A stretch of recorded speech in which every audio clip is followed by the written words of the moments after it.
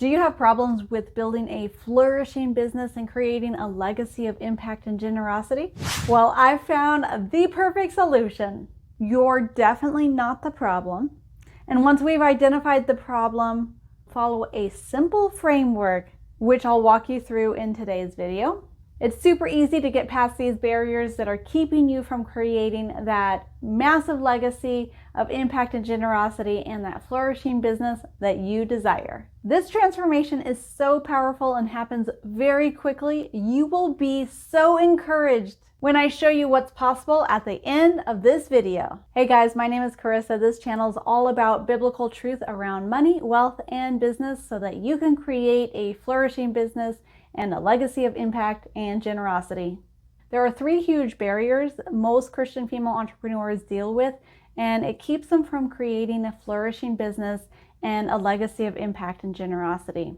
Those three barriers are being overwhelmed with all the money blocks, the fear, the doubt, the shame, and the guilt that you have around money. Barrier number 2, avoidance of anything that would look remotely like a sleazy, slimy salesman in business.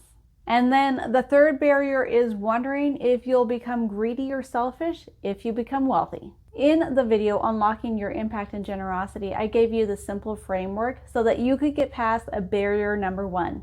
Today, I'm going to show you how to get past barrier number 2. The second big barrier is not wanting to be slimy, scammy, or a sleazy salesman in business. It's just not you. You just want to help people. But here's what happens. Because you have this view of that's what business is like, selling is taking advantage of people.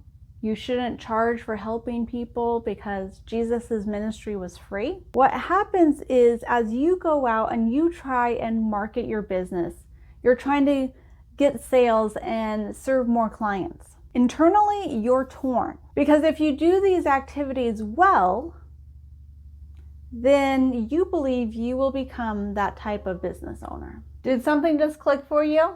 Tell me down in the chat. So to fix this, we look at scripture and see God's design for business, which was laid out in the account of creation in Genesis 2. You are called to partner with God to make the world a better place, and this is all done in the context of business. God has called each of us to cultivate the land, which is a term used for business. God has placed great wealth inside the land, inside the earth, inside business that needs to be cultivated to be brought out. Next, we will look at how God designed selling to really be serving and loving your neighbor well. Doing this from a heart of love, which I know that's definitely you and your heart, isn't it? So how is it loving and serving somebody well? It's because you see that they have a problem, you have a solution, you come alongside them and offer to solve that problem for them. And when you fix their problems, they are happy to pay you because paying is thanksgiving. So you have selling is serving and loving, and paying is thanksgiving. If that resonated with you, go ahead and tap that like button. Then as you're increasing your revenue from serving more clients, we will show you a proven system on how to faithfully and wisely steward the financial blessings, the financial resources that are coming into your business. We specialize in all of that irregular income of business. Our goal with this system to help you wisely steward the resources you've been given is so that you can create a legacy of impact and generosity from day one. Over the last 19 years I've been in business, I've been an entrepreneur, one thing that's really stood out to me is how many Christian female entrepreneurs do not have a solid marketing strategy. They do not have a solid sales system to bring in new clients and to be able to serve them through selling.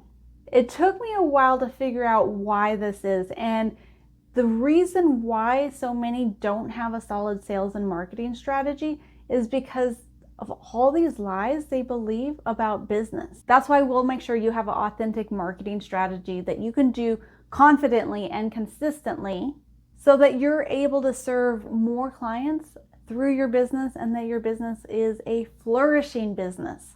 The result when you implement this framework correctly What you get is a fruitful business that begins to create a massive impact. You're bringing more money home, so you're impacting your family and their financial future. You're impacting your clients' lives as you're serving more and more clients. You're impacting more and more people, but not only this, you're impacting everyone who interacts with both your family and your clients.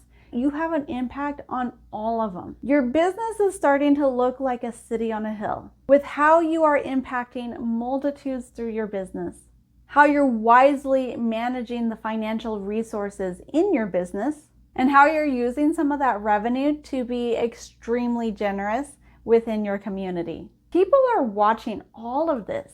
It's reflecting your flourishing walk with God, your godly character in every aspect of your business. And let me tell you, that is irresistible.